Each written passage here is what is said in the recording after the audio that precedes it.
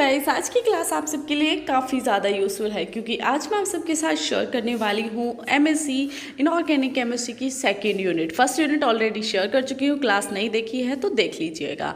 इन classes से आपका benefit ये है कि एक बार में कम्प्लीटली सब्जेक्ट आपका कंप्लीट हो जाएगा। मैराथन क्लास चल जाएगी। एग्ज़ाम होने हैं, ऑफलाइन हो या ऑनलाइन हो, एग्ज़ाम आपके होंगे, तो इसलिए कोशिश करिए कि अपनी तरफ से बेस्ट पोर्शन आप दे के रहो। साथ ही साथ ये क्लासेस नेट जीआरएफ के लिए भी काफ़ी ज़्यादा यूज़फुल हैं। तो अगर आपका इनऑर्गेनिक सब्जेक्ट है और आपने अब तक कंप्लीट नहीं किया है नेट जीआरएफ के लिए, तो ये यूनिट आपके लिए काफ़ी ज़्यादा यूज़फुल है। तो यूनिट है metal ligand equilibrium in a solution. अगर मैं एमएससी के अकॉर्डिंग बात करती हूँ तो ये सेकंड यूनिट है, बट अगर हम नेट जीआरएफ का जो सिलेबस है केमिकल साइंस का आपने नहीं देखा है तो देख लीजिएगा, उसके अकॉर्डिंग भी इंपॉर्टेंट है। ये आपका रिविजन टाइप का हो जाएगा नेट जीआरएफ के कंप्लीट सिलेबस का। तो स्टार्ट करते हैं क्वेश्चन नंबर फर्स्ट से। जो क्वेश्चन है आपका लॉन्ग टाइप का, what do you understand by stability of metal complex. अगर आपको एक टॉपिक पर डिटेल में क्लास देखनी है तो वो भी चैनल पे अवेलेबल है। सिर्फ चैनल की प्लेलिस्ट चेक कर लेना, जिस भी सब्जेक्ट की देखनी है उसकी प्लेलिस्ट आपको अलग से मिल जाएगी। ये क्वेश्चन अगर मैं बात करूँ एमएससी में लॉन्ग टाइप का आता है, 10 मार्क्स का आता है, और ये question most every year repeat हो रहे क्वेश्चन। मेरी क्लासेस में आपको वही मिलेगा जो कि एवरी ईयर रिपीट होता है, इसलिए क्लासेस आपके लिए यूजफुल हैं। सेकंड, इससे सेम टाइप का क्वेश्चन बनता है, discuss step wise and overall formation constant. ये शॉर्ट में भी आता है, 10 to 15 मार्क्स का इस एक लाइन से क्वेश्चन आपके आते हैं, ठीक है, शॉर्ट में भी एंड लॉन्ग में भी।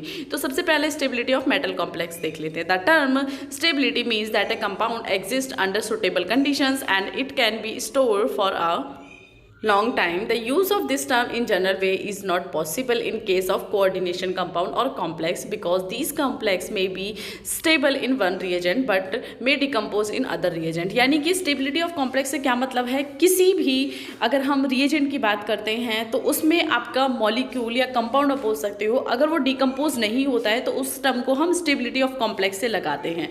क्लियर हुआ। बट कुछ कंपाउंड coordination कंपाउंड ऐसे होते हैं जो कि एक reagent में तो ठीक है बट दूसरे में डिकम्पोज हो जाते हैं, तो उससे हम उसकी स्टेबिलिटी ऑफ कॉम्प्लेक्स सर्च करते हैं। सेकंड है इसमें आपका थर्मोडाइनेमिक स्टेबिलिटी क्या होती है। It depends upon the strength of bond between metal and ligand in the complex. Stronger the metal ligand bond higher will be thermodynamic stability of complex. यही short type में question आते हैं कि thermodynamic stability क्या होती है। तो thermodynamic जो स्टेबिलिटी होती है वो आपकी बॉन्ड पे डिपेंड करती है कि मेटल और लिगेंड के बीच जो बॉन्ड है वो कैसा है। अगर वो बॉन्ड स्ट्रॉन्ग है तो उसकी थर्मोडाइनेमिक स्टेबिलिटी भी स्ट्रॉन्ग ही होगी। Clear. Thermodynamic stability deals with metal ligand bond energies, stability constant and several thermodynamic variables. In thermodynamic sense complexes are called stable and unstable। यानी कि अगर हम thermodynamic stability के अकॉर्डिंग देखते हैं तो हम किसी भी कॉम्प्लेक्स को, मॉलिक्यूल को स्टेबल और अनस्टेबल की टर्म दे देते हैं। वो किस पे देते हैं, बॉन्ड के ऊपर। अगर बॉन्ड स्ट्रॉन्ग है तो वो स्टेबल हो गया, बॉन्ड स्ट्रॉन्ग नहीं है तो वो अनस्टेबल हो गया, यानी कि वो डिकम्पोज हो जाएगा।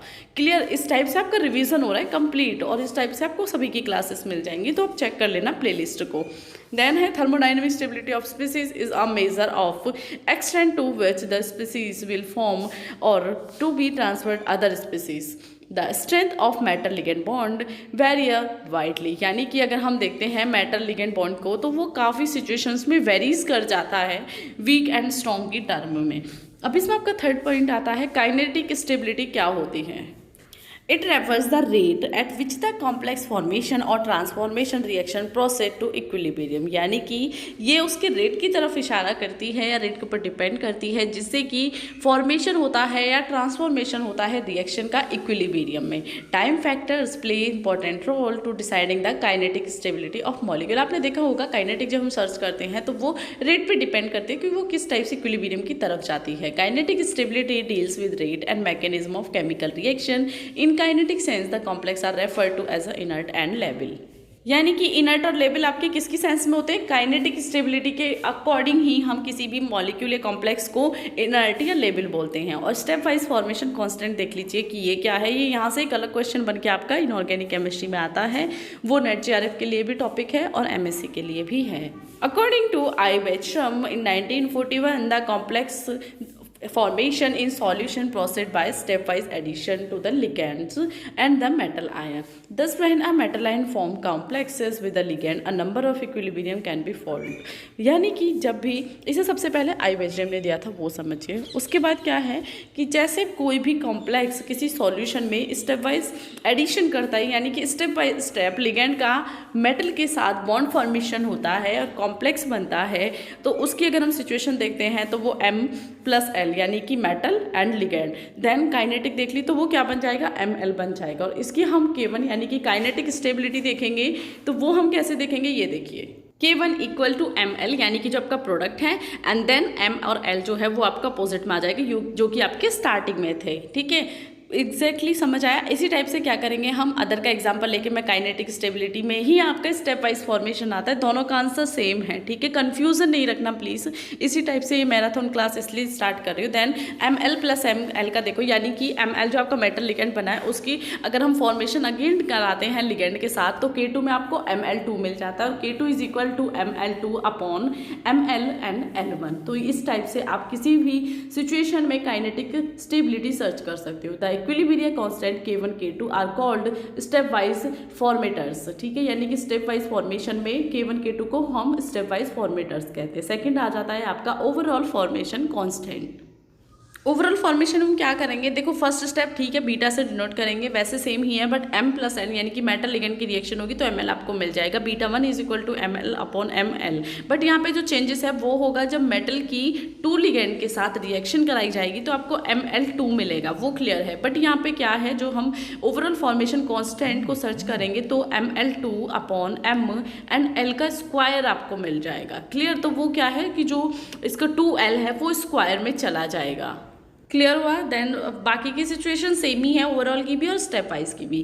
The equilibrium constant B1 beta मतलब β2 इन्हें आप बोल सकते हो, β1 β2 और βN are called overall formation constants. ठीक है, या ओवरऑल स्टेबिलिटी कांस्टेंट। और इसमें क्या है, with a few expectations the value of stepwise formation constant decrease gradually from K1 to Kn, यानी कि जो आपकी स्टेप वाइज फॉर्मेशन होती है उसमें कांस्टेंट्स क्या है, डिक्रीज होते हैं K1 से Kn तक।